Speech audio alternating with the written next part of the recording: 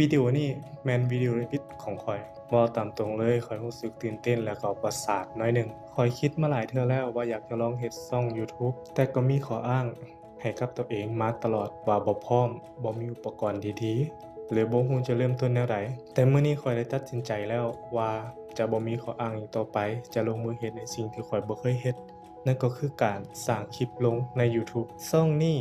จะเป็นคือกับบอนบันทึกการเดินทางของข้อยการเริ่มต้นจากศูนย์แท้ๆศูนย์ผู้ติดตามศูนย์ยอดวิวและศูนย์ประสบการณ์ข้อยบ่มีกล้องถ่ายรูปมืออาชีพบ่มีไมโครโฟนราคาแพงมีเพียงแต่โทรศัพท์หน่วยหนึ่งและความตั้งใจที่อยากจะลองเฮ็ดให้มันสำเร็จข้อยอยากจะเชิญชวนทุกคนที่กำลังเบิ่งวิดีโอนี้อยู่มาร่วมเดินทางไปนำกันข้อยจะอัปเดตความคืบหน้าและการพัฒนาของช่องนี้ให้ทุกคนได้เบิ่งเป็นระยะหลังจาก1เดือนช่องข้อยจะมีหน้าตาเป็นแนวใดข้อยจะเรียนรู้หยังใหม่แหน่หลังจาก3เดือนข้อยจะยังคงมีกำลังใจเฮ็ดต่อไปบ่จะมีคนติดตามข้อยจักคนหลังจาก6เดือนเราจะเห็นการเปลี่ยนแปลงที่ชัดเจนขึ้นบ่เมื่อครบ1ปีเรามาเบิ่งกันว่าจากจุดที่บ่มีหยังเลยในมื้อนี้ช่องน้อยๆของข้อยจะเติบใหญ่และพัฒนาไปฮอดจุดใดจุดประสงค์ของการเฮ็ดวิดีโอนี้บ่เพียงแต่เพื่อบันทึกการเดินทางของข้อยเองแต่ข้อยหวังว่าเรื่องราวของข้อยการเดินทางจากศูนย์ของข้อยจะสามารถเป็นแรงผลักดันและสามารถเป็นแรงบันดาลใจ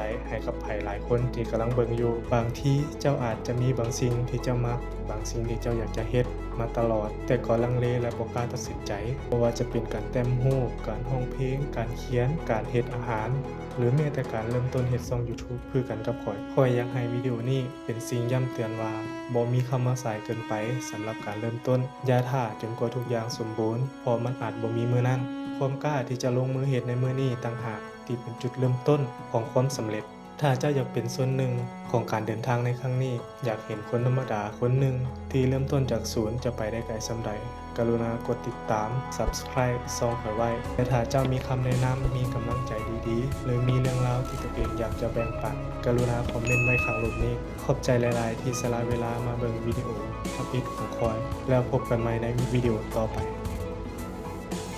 การเดินทางพันลี่เริ่มต้นที่9ทวีป